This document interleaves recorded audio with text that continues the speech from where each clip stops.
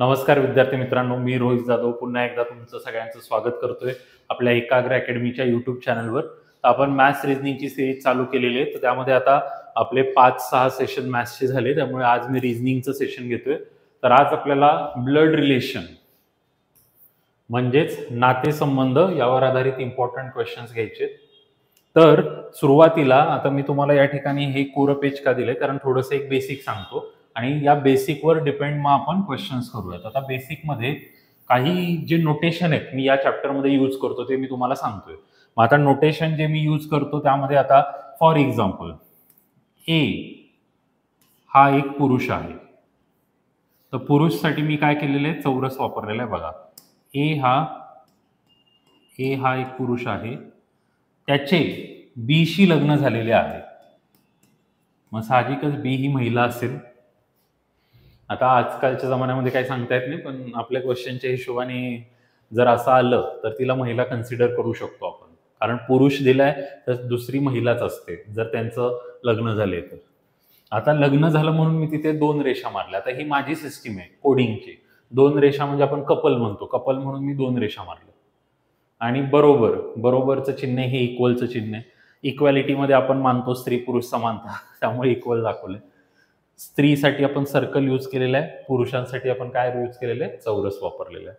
तर ए आणि बी यांचे लग्न झालेले आहे. यांना सी नावाचा मुलगा आहे. आता सी नावाचा मुलगा म्हटलेले, मुलगा म्हणजे परत चौरस. आता सी हा मुलगा आहे, तर तुम्ही असं लिहू शकता. आता ही पिढी दर्शवण्यासाठी आपण एक स्टेप लिहितो, म्हणजे जनरेशनसाठी, म्हणजे लक्षात राहतं. आता बघा, सी चे लग्न पीशी झालेले आहे. सी चे लग्न पीशी झालेले आहे. ओके, पी ला एक भाऊ आहे. आता पी ला एक भाऊ आहे, तर भाऊ वगैरे दाखवायला आपण एक सिंगल रेष मारतो. बाण नाही दाखवला तरी चालेल, सिंगल रेष. पी ला एक भाऊ आहे, त्याचं नाव आर आहे. हे असं लिहिलं. त्यानंतर सीपी ला एक मुलगी आहे, मग आपण हे असं पण लिहू शकतो, यांना एक मुलगी आहे, समजा तिचं नाव क्यू घेऊ आपण. तर आता मी काय काय वापरलंय, चौरस म्हणजे पुरुष, गोल म्हणजे स्त्री, इक्वल म्हणजे नवरा बायको, आणि जनरेशन दाखवायचं असेल तर बाण दाखवून खाली, आणि बहीण भाऊ असेल तर साधी रेष. तर आता इथे सगळ्यात पहिला प्रश्न माझा जो बनतो, बघा, क्यूचे एशी नाते काय. मी याच्यात काय काय प्रश्न बनवतो बघा. आरचे क्यूशी नाते काय. आता पहिले क्यूचे एशी नाते काय. आता क्यूचे एशी नाते काय. क्यूचे वडील सी आणि सी चे वडील ए, म्हणजे कुठल्या कॅटेगरीमध्ये जाते, आजोबा. मग आता क्यूचे एशी नाते काय. क्यूचे एशी, ए चे क्यूशी. तर इथे चे आणि शी हे जे वर्ड आहेत यांनी सगळा खेळ असतो. क्यूचे एशी नाते काय. क्यू ही ए ची नात आहे. हे याचं उत्तर आपल्याला लिहावं लागेल. आजोबा आहे असं लिहिलं तर चुकलं. क्यू कुठनं आजोबा आलं, ए आजोबा आहे, ए हे क्यूचे आजोबा आहेत असं. आता आरचे क्यूशी नाते काय. आरचे क्यूशी नाते काय. आरची बहीण आहे, आरची बहीण आहे तिची मुलगी आहे. मग आरचे क्यूशी नाते काय. आर हा क्यूचा मामा आहे. आईचा भाऊ म्हणजे काय असतं, मामा. क्यूची आरशी नाते काय. असं जर असतं क्यूचं आरशी नातं काय, मग भाची आली असते, ती भाचा आणि भाची असं आपण म्हणतो. काकाचं रिलेशन असेल तर पुतण्या आणि पुतणी असं कन्सेप्ट असते.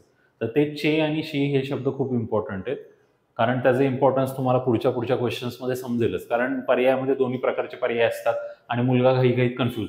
क्यू ए आजोबा आजोबा. अरे क्यू कसं काय आजोबा होऊ शकतं. क्यू चे एशी नाते काय. क्यू चे एशी नाते, मग क्यू ही एची काय नात असं. आर चे क्यूशी नाते, आर हा क्यूचा कोण आहे, मामा. तर हे बेसिक मी तुम्हाला क्वेश्चन करण्याआधी समजवलं. आता 2 लेक्चर्स मी ब्लड रिलेशनचे घेईल, त्याच्यामध्ये ब्लड रिलेशन रिलेटेड 15-20 प्रश्न तुमच्यासाठी करून देतो. फक्त रिस्पॉन्स वाढवा एवढीच एक अपेक्षा आहे. रिस्पॉन्स वाढवला तर खूप सारे मस्त चॅप्टर्स इथं मी कव्हर करून घेईन. आता बघा काय म्हटले, स्त्रीची ओळख करून देताना एक पुरुष म्हणाला, स्त्रीची ओळख करून देताना एक पुरुष म्हणाला. आता इथे एक स्त्री आहे, तिची ओळख करून देताना पुरुष म्हणाला हिचा नवरा, म्हणजे त्या स्त्रीचा नवरा, हिचा जो नवरा आहे त्या स्त्रीचा, हा माझ्या वडिलांच्या, म्हणजे तो म्हणतोय माझ्या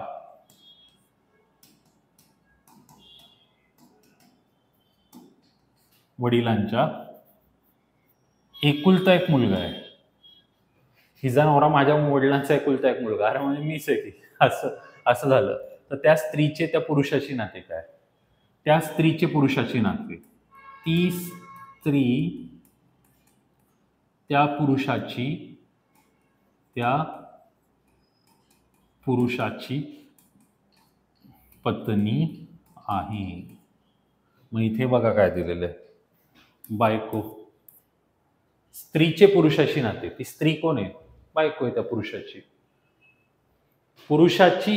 पुरुषाचे स्त्रीशी नाते, पुरुष हा त्याचा नवरा आहे, बाकी वरीलपैकी एक नाही, भाऊ वगैरे हे तर काय येणार नाही. मग ते चे आणि शीचं हेच मी तुम्हाला समजून सांगत होतो. याच्यामध्ये काय डायग्राम बनवायची गरज नाही, कारण हे विदाउट डायग्राम पण आपल्याला असं बेसिकली करता येतं. ओके, चला पुढे जाऊयात आपण. फोटोमध्ये स्त्रीकडे बोट दाखवून प्रवीण त्याच्या मित्राला म्हणाला. आता फोटोमध्ये एक स्त्री आहे, तिच्याकडे बोट दाखवत प्रवीण म्हणाला ती माझ्या आईची एकुलती एक मुलगी. अरे किती सोपं आहे. प्रवीण काय म्हणतोय, माझी जी आई आहे, प्रवीण काय म्हणतोय, माझी आई आहे, तिची ही एकुलती एक मुलगी आहे, जी ती फोटोमधली स्त्री आहे ती, म्हणजे ती प्रवीणची काय असेल, बहीण. आता ती बहीण असेल, पण प्रवीण कोण असेल, भाऊ. तर प्रवीणचे फोटोतील स्त्रीशी नाते काय, भाऊ.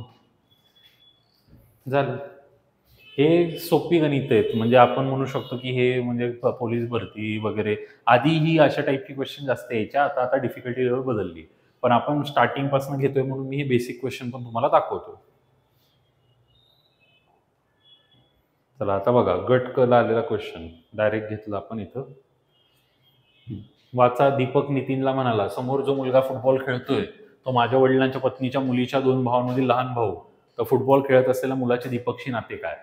चला तुम्हाला एक चान्स देतो, 1 मिनिट बघा तुम्हाला काय समजतंय, नाही तर मी सॉल्व्ह करेल.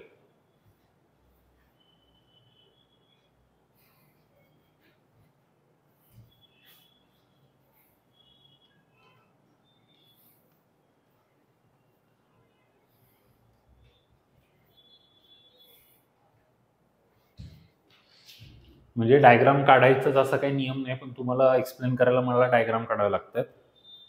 विदाउट डायग्राम पण तुम्ही बघू शकता. दीपक नितीनला म्हणाला समोर जो मुलगा फुटबॉल खेळतोय तो माझ्या वडिलांच्या पत्नीच्या मुलीच्या 2 भावांमधील. तर बघा, समोर जो मुलगा फुटबॉल खेळतोय, समोर एक मुलगा आहे फुटबॉल खेळणारा. मग दीपक नितीनला काय म्हणाला, तो माझ्या वडिलांच्या, दीपकचे वडील, माझ्या वडिलांच्या पत्नीच्या, वडिलांची पत्नी म्हणजे त्याची आई, माझ्या वडिलांच्या पत्नीच्या मुलीच्या, म्हणजे एक मुलगी आहे,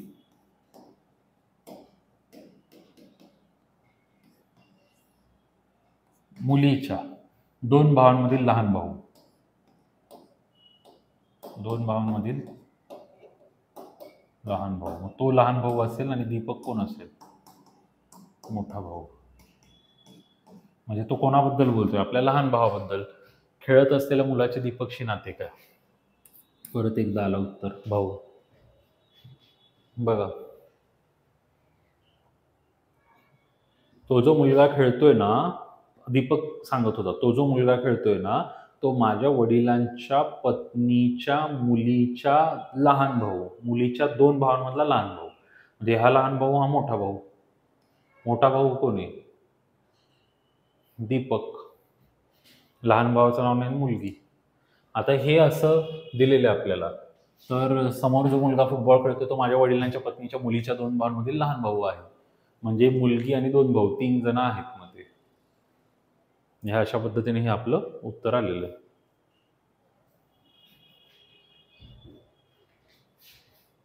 चला नेक्स्ट. अ हा ब या स्त्रीचा मुलगा. चला आता हे जसं बोलतायत तसं लिहायचं. ब ची बहीण क, हिला ड नावाचा मुलगा. स ड चे मामा, तर स व चा कोण.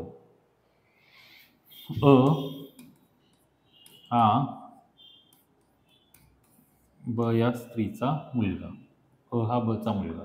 ब ची बहीण क, हिला ड नावाचा मुलगा आहे. स हे ड चे मामा. मामा म्हणजे कोण असतं?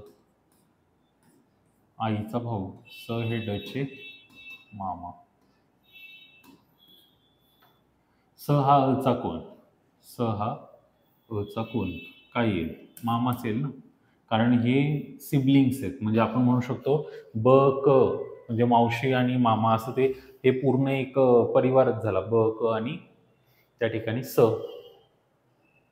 बघा एकदम सिंपल. काय डाऊट असेल तर चेक करा, काय वाटतंय तुम्हाला.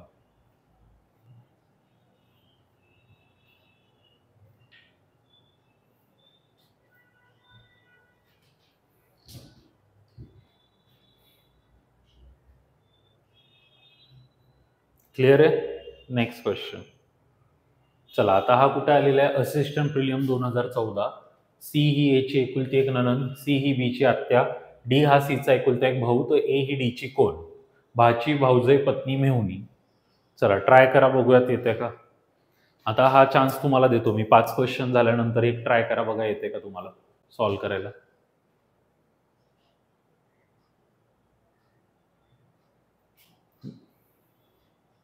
नणंद म्हणजे काय असतं हे तुम्हाला माहित पाहिजे. नणंद कोणाला म्हणतात? नवऱ्याची बहीण जी असेल तिला नणंद म्हणतात. सी ही बी ची आत्या. आत्या नणंद हे शब्द एकत्र येतातच. म्हणजे एखाद्या स्त्रीची नणंद असेल तर तिचा मुलगा तिला आत्या म्हणत असतो. मग त्याचं रिलेशन इथे आहे. आता एक गोष्ट लक्षात घ्या. मुलं काही काही मला कमेंटमध्ये म्हणतात की सर तुम्ही आम्हाला प्रश्न देऊन मग वेळ देत जा 2 मिनिटं आणि मग उत्तर आलं की मग तुम्ही शिकवत जा. तसं करायचंय का डायरेक्टली मी शिकवत जाऊ असं तुम्ही मला कमेंटमध्ये सांगा. तुम्हाला वेळ हवाय का डायरेक्ट शिकवायचं, त्या हिशोबाने आपण घेत जाऊ. सी ही ए ची एकुलती एक नणंद, सी ही बी ची आत्या, डी हा सी चा एकुलता एक भाऊ. तर सगळ्यात सोपं वाक्य हे पुट करायला. डी हा सी चा एकुलता एक भाऊ. डी हा सी चा एकुलता एक भाऊ आहे. आता दिलेले सी ही बी ची आत्या आहे आणि सी ही ए ची एकुलती एक नणंद. झालं मग संपलं. ए ची एकुलती एक नणंद म्हणजे एचं डी बरोबर लग्न झालेलं आहे. मग हे नवऱ्याची बहीण म्हणजे हे नातं काय आलं? नणंदवालं नातं आलं, नणंद. आणि मग ए आणि डी. ए आणि डी यांना काय असणार आहे? एक समजा मुलगा आहे बी आणि बी ची आत्या असं आपल्याला करतील. आता इथे बघा सी ही ए ची एकुलती एक नणंद, सी ही बी ची आत्या आहे, डी हा सी चा एकुलता एक भाऊ. तर ए ही डी ची कोण? ए ही डी ची पत्नी आहे. आता मी बोलताना म्हटलं की ए डी चा मुलगा बी, पण इथे कुठे लिहिलंय का रे की बी हा मुलगा आहे? फक्त दिलेलं आहे सी ही बी ची आत्या आहे. आता सी ही बी ची आत्या येते का? हो येते. सी ही बी ची आत्या येते. कशावरनं? वडिलांची बहीण आहे त्यावरनं. पण आता डी हा सी चा एकुलता एक भाऊ आहे, हे पण झालं ए डी. तर तुम्हाला जर या प्रश्नामध्ये मुलं इथे खूप चुकतायत, तर लक्षात घ्या. UPSC मध्ये पण यावर्षी असाच एक क्वेश्चन आला, त्यामध्ये मुलं चुकली. तर या प्रश्नामध्ये बीचं जेंडर दिलेलं नाहीये. जेंडर म्हणजे काय? लिंग, की तो स्त्री पुरुष असं इथे वाचण्यातनं कुठून काही निष्पन्न होत नाहीये. मग तुम्हाला जर विचारलं असतं बी चे डीशी नाते काय? बी चे डीशी नाते. आता काही जण काय म्हणतात सिंपल आहे सर, वडील. बी वडील आहे का डीचा? डी चे बीशी नाते जर विचारलं, डी चे बीशी, डी ची बीशी नाते, तर मग येतं डी हे बी चे काय आहेत? वडील. तर हे उत्तर मग तिथे बरोबर येतं. पण बी चे डीशी नाते याचं उत्तर काय येईल? माहिती अपूर्ण आहे, सांगता येत नाही. आणि एक उत्तर आपण देऊ शकतो ते म्हणजे अपत्य आहे. मुलगा आहे का मुलगी माहित नाही, चाइल्ड, अपत्य. तर हे जेंडरवालं हे खूप महत्वाचं आहे. नातेसंबंधामध्ये जेंडरवालं खूप गरजेचं असतं. जेंडर विसरायचं नाही. नातेसंबंधाच्या क्वेश्चन्समध्ये जेंडर जर आपण विसरलो तर गडबडीत आता कोणी म्हणेल सर किती सोपं आहे, आई वडील आणि मग त्यांचा मुलगा. पण कुठे लिहिले त्यांचा मुलगा? नाही सर हे लिहिलंय ना सी ही बीची आत्या आहे. मग बी मुलगा पण असू शकतो, मुलीची पण आत्या असते, मुलाची पण आत्या असते. हे जे ची आहे ते आत्यासाठी आहे. काही जण सर बीची लिहिलंय म्हणजे बी तर मुलगी आहे, तसं नसतं. मी या प्रश्नासाठी म्हणून तुम्हाला सांगतोय समजून, जे की पुढे तुम्हाला यूज करायचंय. चला नेक्स्ट क्वेश्चन घेऊ आता. मला वाटतं हा परत आला काय, रिपीट आला वाटतं तोच क्वेश्चन, चुकून आला असेल. ए बी दोघे भाऊ, सी डी बहिणी, एचा मुलगा डीचा भाऊ, तर बीचे सी बरोबर असलेले नाते काय? ए आणि बी हे दोघे भाऊ. आता बघा ए आणि बी दोघे भाऊ, सी डी दोन्ही बहिणी, सी डी दोन्ही बहिणी, एचा मुलगा डीचा भाऊ. आता इथं मस्त आहे, एचा मुलगा, एला मुलगा आहे जो काय डीचा भाऊ आहे आणि दिले सी डी बहिणी आहेत. झालं ना, मग सी डी बहिणी आहेत. आपल्याला काय विचारले, बीचे सी बरोबर नाते काय? बीचे सी बरोबर नाते काय? काय बी कोण आहे सीचा? काका. तसं काय? कारण एचा मुलगा आणि त्याच्या बहिणी, मग हे असं रिलेशन बनेल.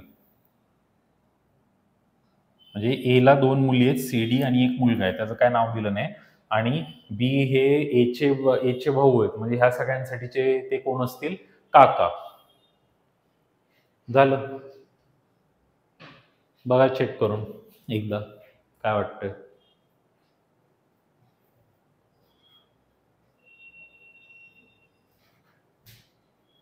क्लिअर आहे? तुम्हाला फक्त काय आहे की रिस्पॉन्स वाढवा. रिस्पॉन्स वाढवला की मग एकदम फ्रेश माइंडनी अजून मस्त भारी भारी क्वेश्चन घेऊन मी येईल. आणि तुम्हाला म्हटलं कमेंटमध्ये प्रश्न पाठवा, तुम्हाला कुठले येत नसतील तर ते सॉल्व्ह करून देईल. तर कोणी पाठवत नाही, म्हणजे सगळ्यांना सगळं येतंय हे बघून खूप आनंद झाला. आता तुम्ही माझी लेक्चर बघताय म्हटल्यावरती तुम्हाला सगळे येईलच, पण तुम्ही अभ्यास करताय, तुम्हाला येतंय सगळं, चांगली गोष्ट आहे.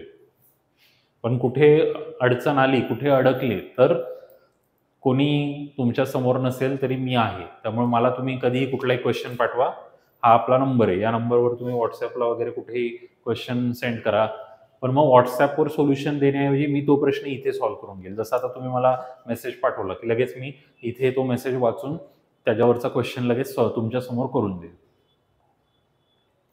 PSI मेन्स 2013चा क्वेश्चन आहे. जर ए गुणिले बीचा अर्थ आहे ए बीचा भाऊ, ए गुणिले बीचा अर्थ ए बीचा, ए हा बीचा भाऊ, तर ए गुणिले बी गुणिले सी गुणिले डी या विधानाचा आधारे पुढीलपैकी कुठल्या विधानाच्या सत्यतेची खात्री देता येणार नाही.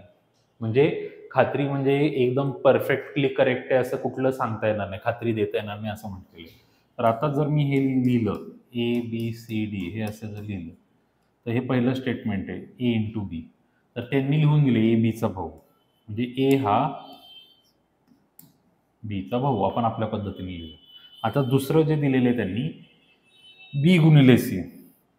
मग बी गुणिले सीचा जर आपण हिशोब घेतला, जर बी गुणिले सीचा हिशोब घेतला या भागाचा, तर याचा अर्थ काय होतो? बी हा सीचा भाऊ. सिमिलरली आपण हा हिशोब घेतला सी गुणिले डी, तर याचा अर्थ होतो सी हा डीचा भाऊ. ओके. तर आता मला एक गोष्ट सांगा, आपण आपल्या पद्धतीने लिहिलं तर जो पुरुष असतो त्याला काय येतो? चौरस. ए हा म्हणजे ए पुरुष आहे, बीचा भाऊ. बी हा सीचा भाऊ म्हणजे पुरुष, भाऊ पुरुष. सी हा डीचा भाऊ म्हणजे पुरुष. पण डी हा, डी ही, डी बद्दल काहीच नाही म्हटलंय, म्हणजे या डीचं लिंग आपल्याला माहित नाहीये. जेंडर इज नॉट नोन, म्हणजे तेच लिंग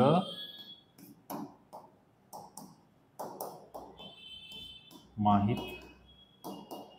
नाही, लिंग माहित नाहीये डीचं.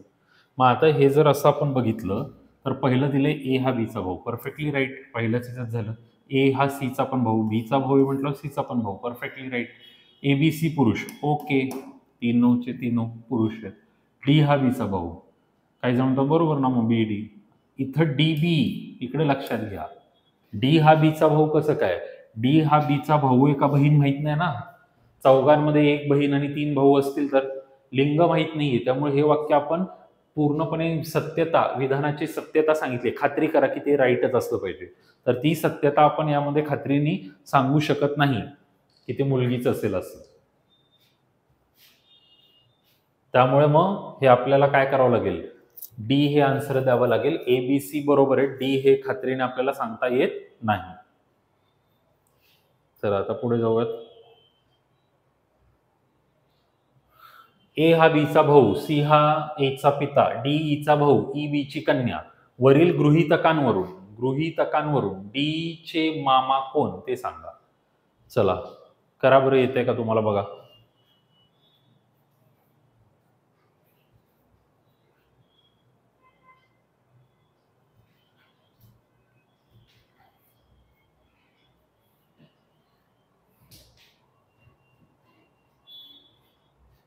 ए हा बीचा भाऊ, सी एचा पिता, डी ईचा भाऊ, ई बीची कन्या. वरील गृहीतकांवरून डी चे मामा कोण ते सांगा. ए हा बीचा भाऊ, ए हा बीचा भाऊ, सी एचा पिता, सी एचा पिता, डी ईचा भाऊ, आता डीचं दिलं नाही, ई बीची कन्या, बीची कन्या ई, आणि डी हा ईचा भाऊ, डी हा ईचा भाऊ. आता म्हणतात डी चे मामा कोण. तर आता डी चे मामा कोण, तर दिसते ई. आता ह्या क्वेश्चन मध्ये थोडंसं एक कॉन्ट्रोवर्सी आहे. काय कॉन्ट्रोवर्सी आहे की मी पूर्ण सॉल्व्ह करत असताना बीला मी काही मार्क केलं नाहीये. आता बीचं लिंग आपल्याला त्यांनी दिलं नाही. मग हा स्त्री आहे का हा पुरुष आहे हे कशावर कळणार? स्त्री असेल तर मग डी आणि ए, मग ए हा मामा होतो, पण पुरुष असेल तर काका होतो. मग आता आतापर्यंत जेवढे आपण क्वेश्चन सॉल्व्ह केले तर त्या क्वेश्चन्समध्ये हा वर्ड कधी नव्हता, हा इथे दिसतोय, गृहीतके. गृहीतके या शब्दाचा अर्थ काय? गृहीत धरणे. आपण एखाद्याला गृहीत धरतो. गृहीतके म्हणजे काय? अझम्पशन्स, म्हणजे ॲज्युम. आपण म्हणतो ना ॲज्युम एक्स, ॲज्युम करणे म्हणजे पकडणे. ते आहे का नाही माहित नाही, पण पकडणे. मग इथे आपल्याला त्यांनी गृहीतकांवरून असं सांगितलेलं आहे. आणि मग मामा म्हणजे आपल्याला गृहीत धरायचं होतं की बी ही स्त्री आहे, ए हा बीचा भाऊ आहे. ए हा भाऊ आहे म्हणजे ए पुरुष आहे हे मला माहिती, बीचं माहित नाही. तर आपल्याला इथे बीला गृहीत धरायचंय की बी ही काय असेल? स्त्री असेल. बी ही स्त्री आहे असं गृहीत धरून आपल्याला हे सॉल्व्ह करायचं होतं.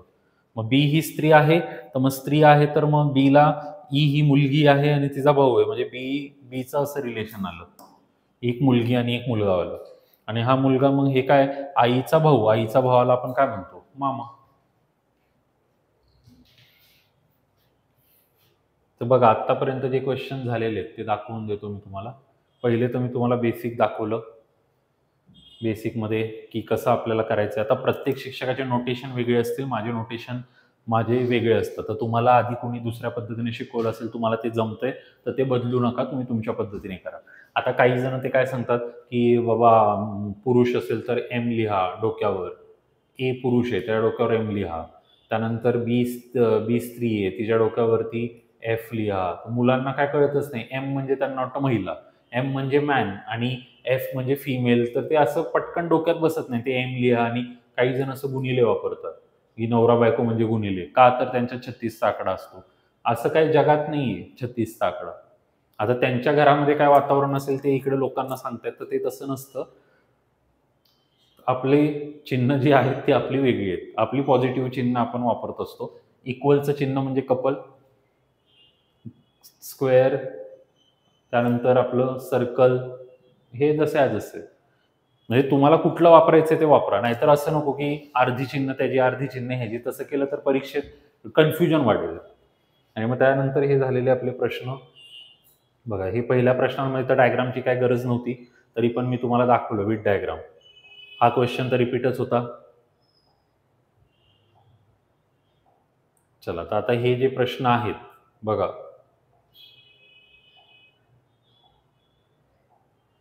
हे खूप भारी भारी प्रश्न आहेत. पण आता या लेक्चरला व्ह्यू असतील तरच पुढचे प्रश्न मी घेणार आहे, कारण त्याच्यामध्ये राज्यसेवेचे पण 2 क्वेश्चन आहेत, कंबाईनचे पण आहेत आणि ते वेगळा टाईप आहे, साईनवाला टाईप. तर तुम्हाला लेक्चर आवडतंय, लाईक करा. लाईकचे काय पैसे मिळत नाही, पण आम्हाला प्रोत्साहन मिळतं की बाबा आवडतंय कोणाला तरी आपण शिकवलेलं. आणि शेअर करा. सबस्क्राईब जर केलं तर तुम्हाला प्रत्येक लेक्चरचं नोटिफिकेशन ऑन ठेवा, म्हणजे कळेल कधी कोणाचं लेक्चर आहे, काय आहे. आपला टायमिंग तर तुम्हाला माहिती आहे 5 वाजताचा आहे. चला मग आजच्या सेशनमध्ये एवढंच. धन्यवाद सगळ्यांना. पुढे भेटूयात नेक्स्ट लेक्चरला.